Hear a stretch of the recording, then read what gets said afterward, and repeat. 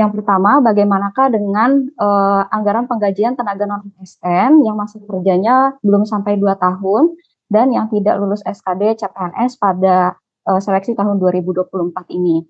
Kemudian yang kedua, apakah pegawai non-ASN yang usianya sudah mendekati batas usia pensiun dan masih aktif bekerja, namun tidak bisa melamar P3K, apakah bisa tetap dianggarkan dari APBD untuk ke depannya? Silakan Bapak, mungkin bisa ditanggapi terlebih dahulu. Oke, baik. Terima kasih tadi dari Kubu Raya ya dan Kota Serang. Ya, izin Pak Deputi, Pak Armen. Jadi yang pertama, jadi banyak pertanyaan dari teman-teman terkait dengan bagaimana dengan sistem penggajian. Kemarin itu ada beberapa instansi yang sudah memberhentikan untuk pembayaran honorarium gitu ya. Nah, ini menimbulkan teman-teman kekhawatiran lah. Nah, oleh sebab itu Bu Menteri mengeluarkan surat supaya tetap dianggarkan untuk pembayaran tenaga non ASN, khususnya bagi mereka yang sedang mengikuti seleksi. Jadi supaya tidak ada kekosongan. Jadi walaupun tidak ada seleksi misalnya, itu kan tetap harus dianggarkan karena mereka itu bisa dibayar dari non belanja pegawai. Jadi yang bagi mereka yang apa namanya masih bekerja begitu ya, apalagi hanya beberapa bulan berarti masih bisa dianggarkan dan bisa dibayar sambil menunggu proses pengangkatan teman-teman yang lain ke tenaga non ASN. Kemudian ada teman-teman yang memang tadi masa kerjanya masih kurang 2 tahun dan itu kan menjadi salah satu syarat. Sesungguhnya 2 tahun ataupun berapapun yang mengetahui persis itu kan di instansinya masing-masing, gitu ya, di instansi masing-masing. Mungkin mereka juga sudah bekerja sebelumnya, ya mungkin juga bisa dipertimbangkan, ya bisa dipertimbangkan. Kemudian yang ketiga, ini ada non ASN tadi usianya sudah 57 tahun ya. 57 tahun berarti kalau mereka syaratnya itu kan 1 tahun sebelumnya berarti di usia 58 tahun. Berarti kalau mereka sampai di 2025 maka penganggaran itu sambil berjalan mereka ikut seleksi kan bisa memungkinkan mereka sampai di akhir. Tapi apakah nanti kebijakannya akan mengikuti seleksi P3K atau tidak, tergantung nanti 57-nya di bulan apa kan gitu ya. Jadi kalau masih bisa 1 tahun ke depan kan masih memungkinkan. Tapi hanya tinggal 6 bulan misalnya, saya kira ke depan itu kan tadi ada anggaran yang harus dialokasikan.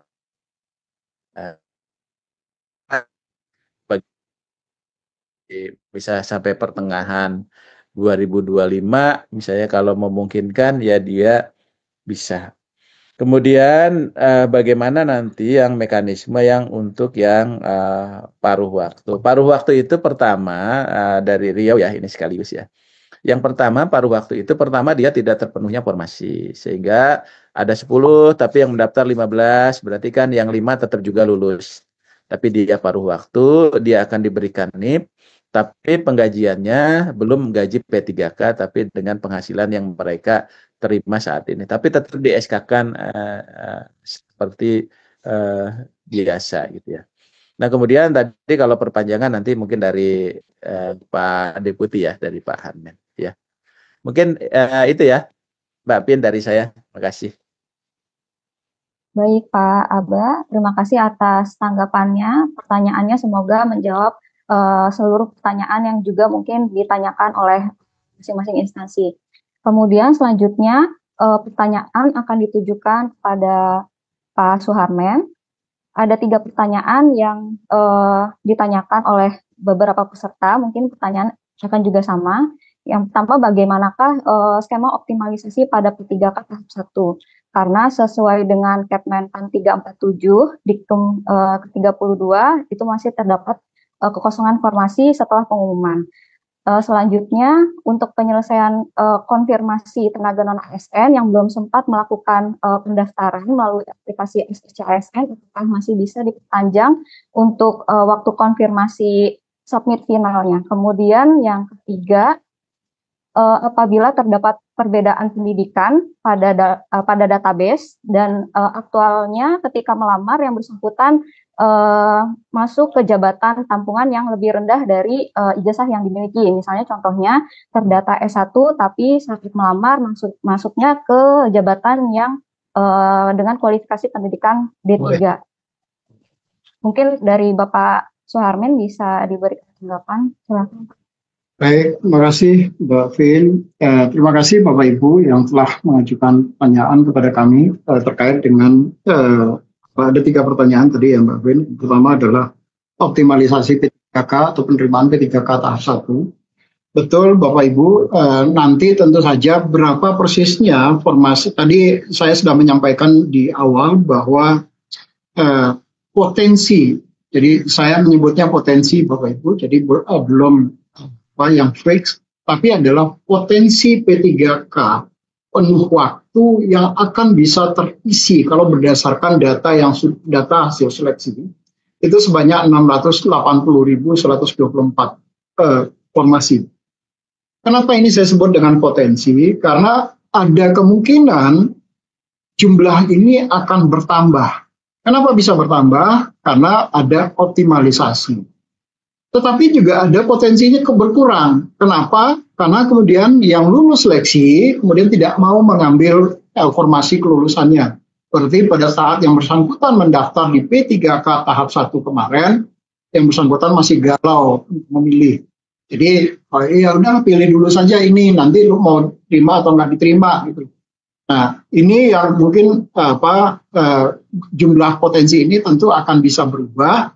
Apakah berapa besarnya perubahan tentu nanti setelah Pak Deputi Mutasi di BKN, Deputi Layanan Kepegawaian sekarang nomenklaturnya itu sudah selesai melakukan pengolahan tentu bersama-sama dengan tempat kami melakukan pengolahan hasil kelulusan P3K tahap 1 ini. Nah, setelah kita melakukan pengolahan nanti sebenarnya di dalam ketentuan optimalisasi itu nanti tidak kita lakukan di tahap 1 Bapak Ibu.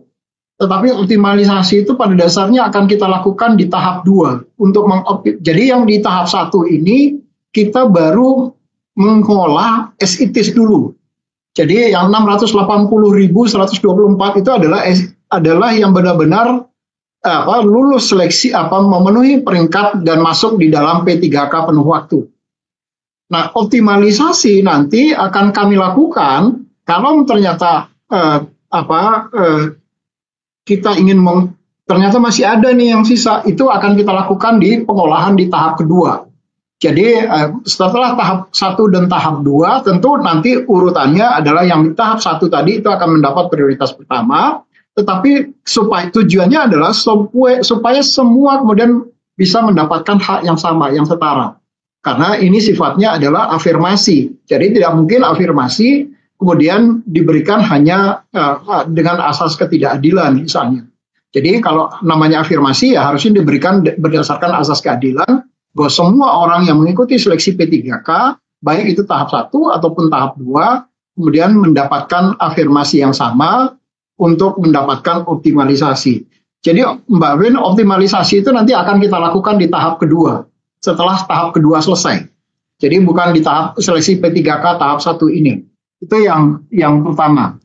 Yang kedua adalah terkait dengan konfirmasi tenaga non-ASN apakah bisa diperpanjang? Bisa Bapak Ibu, nanti kami akan perpanjang jadwalnya untuk Bapak Ibu bisa mengkonfirmasi apakah jabatan-jabatan tadi akan diperlukan atau tidak oleh Bapak Ibu. Nanti kami akan lakukan perpanjangan. Itu yang kedua. Saya masih akan melihat seberapa lama kita bisa melakukan perpanjangan. Nanti tentu akan berapa lama Bapak Ibu membutuhkan untuk mengkonfirmasi itu jabatan-jabatan tadi. Idealnya sih mestinya nggak terlalu lama.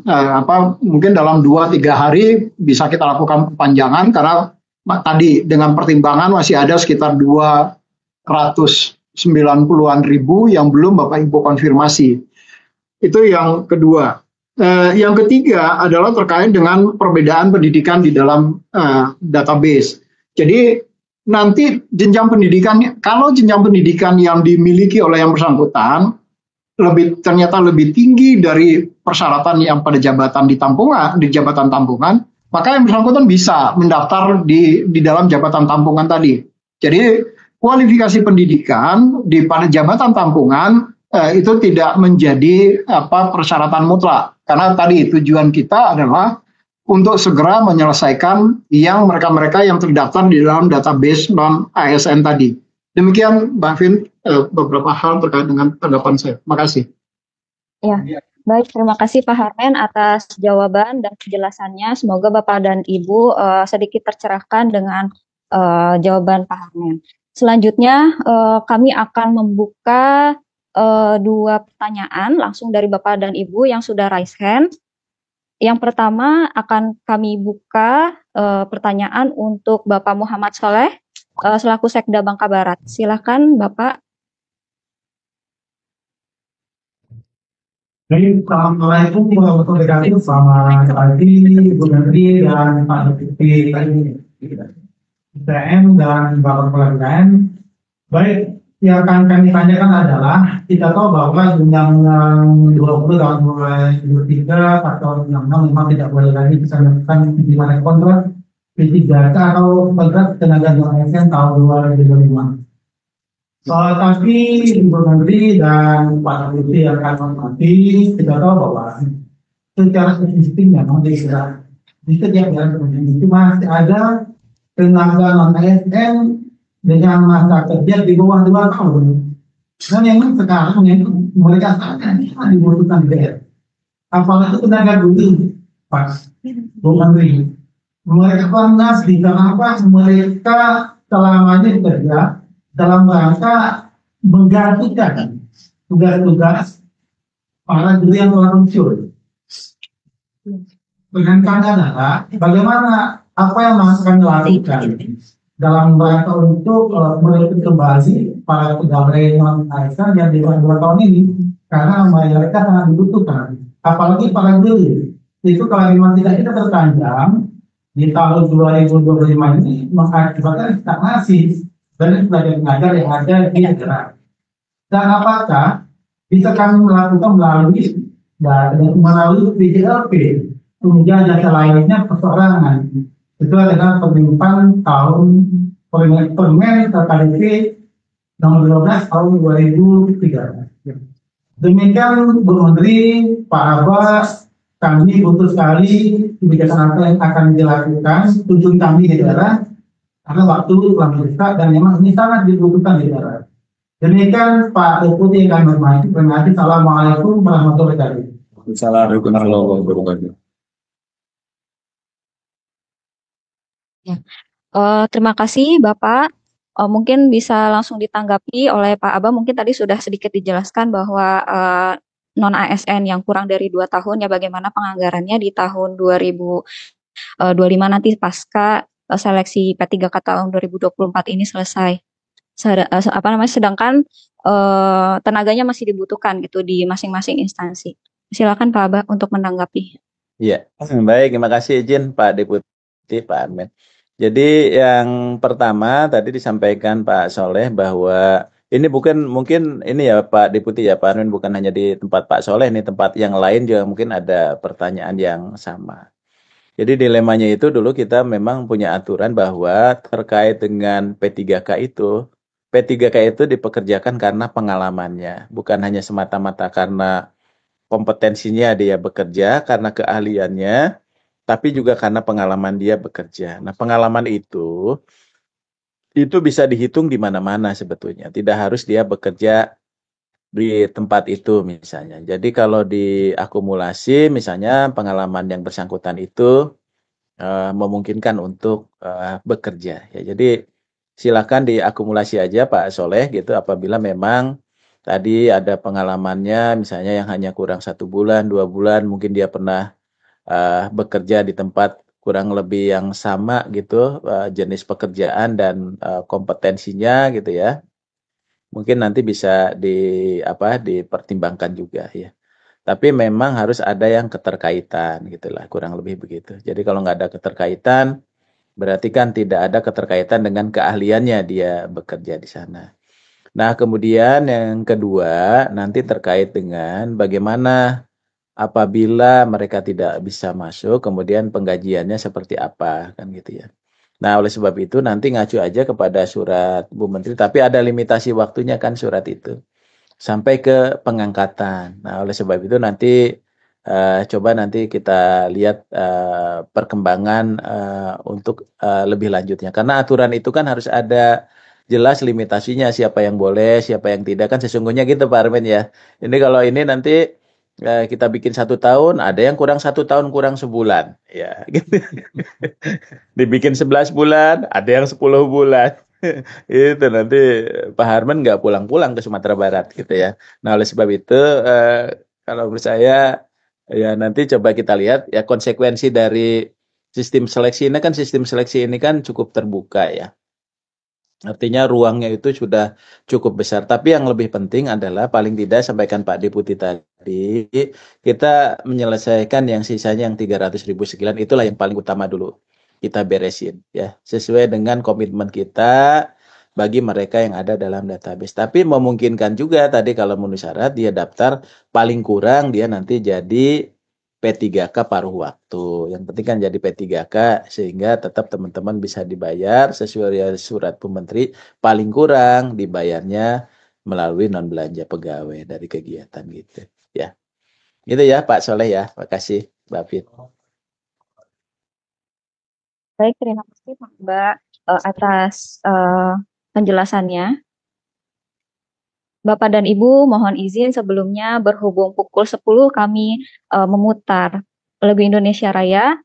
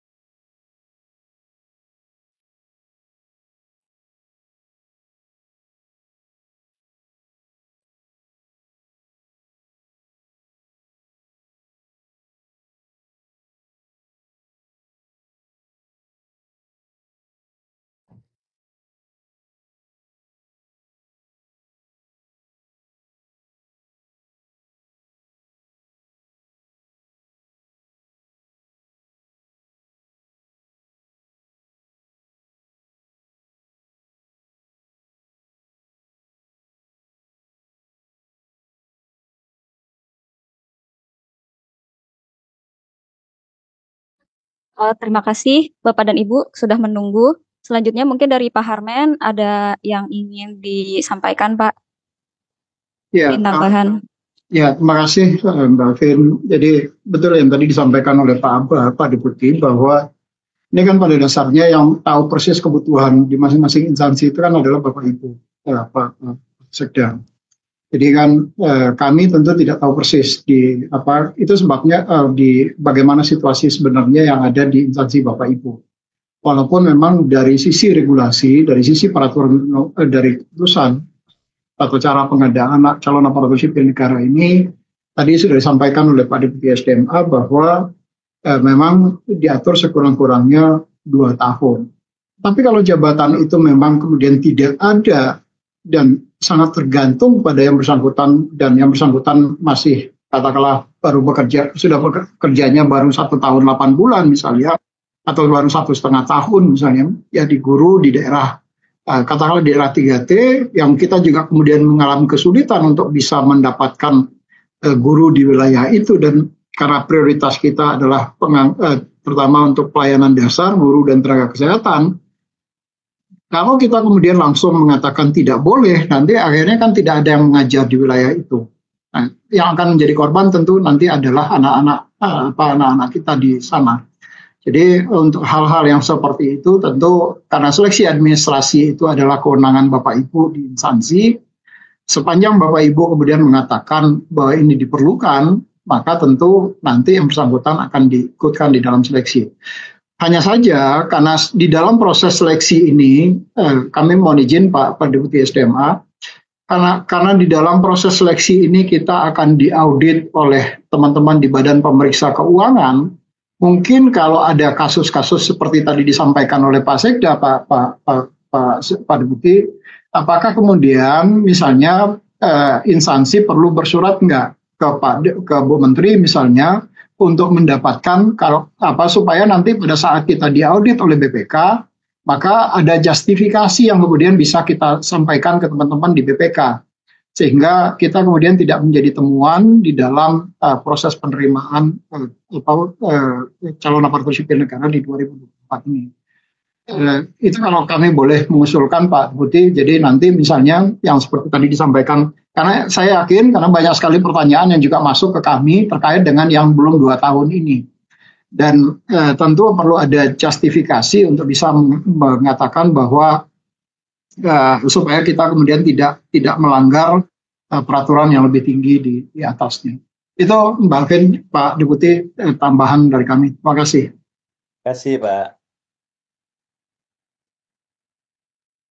Baik, terima kasih Pak Harmen atas penjelasannya. Bapak dan Ibu, mengingat keterbatasan waktu, akan kami buka satu penanya kembali dari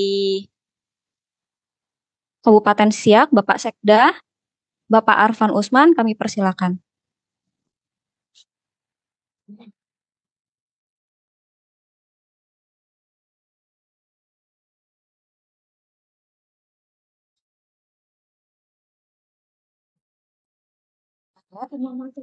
Baik, Silakan. Bapak dan Ibu, mungkin kalau tidak ada pertanyaan kita alihkan ke provinsi lain ya Bapak. Mohon izin. Ya. Bapak Rifli Katili selaku Kepala BKD Provinsi Gorontalo, kami persilahkan untuk bertanya.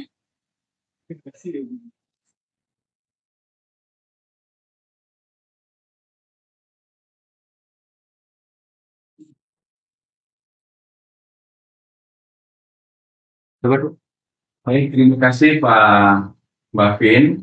Assalamualaikum warahmatullahi wabarakatuh. Selamat siang, Deputi, Pak Amba, dan juga dari BKN, Pak Chairman. Mohon izin, kami ada beberapa hal yang terkait dengan pertemuan kita pada hari ini, dan ini tentunya juga mewakili pertanyaan yang sama dari teman-teman.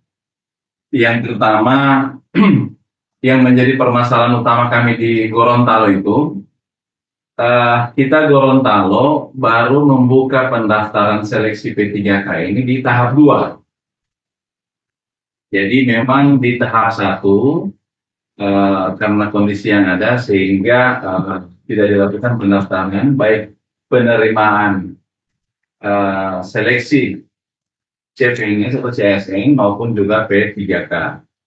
Sehingga di kami itu kemudian banyak yang mendaftar seleksi CSN itu di kabupaten kota lainnya atau di kementerian. Dan data yang ada di kami itu kurang lebih ada 200 orang yang kemudian dengan surat Kemenpan 634 ini itu tidak bisa mendaftar karena tidak memenuhi dari 3 kriteria yang ada, karena mereka sampai pada tahapan seleksi SKD maupun juga SKB. Yang pertama Pak Aba dan juga Pak Herman. Kemudian yang kedua, di kami itu karena tidak membuka tahap 1, maka praktis ada kurang lebih 700-an. Ada kurang lebih 700-an dari 3.200 itu yang kemudian baik mereka yang sudah mengabdi di atas 2 tahun maupun yang kurang dari 2 tahun, dan Pak Gubernur selaku PPK itu juga sudah menyurat kepada Ibu Menteri untuk dapat bisa diakomodir pada tahapan seleksi tahun ini. Dan tentunya mohon maaf dari beberapa pertanyaan yang diajukan baik melalui chat dan juga pertanyaan dari Pak Sekda, agar kami di daerah ini tidak gampang, tentunya perlu ada kejelasan dan ketegasan dari pihak kementerian baik Kemenpan RB maupun juga BKN terkait dengan hal ini. Terakhir, bagaimana sikap kami gitu? Kalau seandainya mereka yang tidak memenuhi syarat 3 kriteria tadi karena terlanjur mendaftar di seleksi CSN kemarin, maupun juga yang mereka sudah mengabdi baik di atas 2 tahun maupun kurang dari 2 tahun terhadap status mereka di 2025, kalau yang mereka yang masuk di dalam kriteria ini tentu masuk dalam tahapan seleksi. Nah, bagaimana mereka yang kemudian tidak bisa melamar? Status mereka di 2025 yang akan datang. 3 hal ini barangkali yang dapat kami sampaikan, Pak Deputi barangkali bisa mendapatkan pencerahan dan penjelasan agar supaya sikap pemerintah daerah termasuk kami di provinsi ini jelas terhadap mereka. Karena bagaimanapun keberadaan mereka ini tentu seperti yang disampaikan oleh Pak Sekda, tidak mungkin kami rekrut kalau tidak sangat-sangat dibutuhkan. Demikian Pak, terima kasih.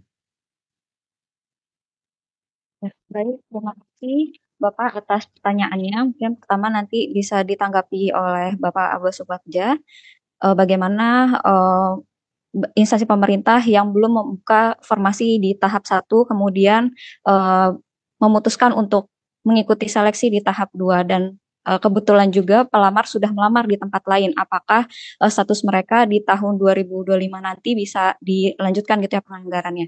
Mungkin seperti itu ya Bapak. Kemudian nanti akan dilanjutkan oleh Bapak Suharman bagaimana mekanisme seleksinya gitu ya Pak, terkait dengan Pemda-Pemda yang belum memiliki formasi di tahap 1, kemudian memutuskan untuk mengikuti seleksi atau ikut dalam pengadaan tahun 2024 ini P3K-nya di tahap 2. Silakan Bapak.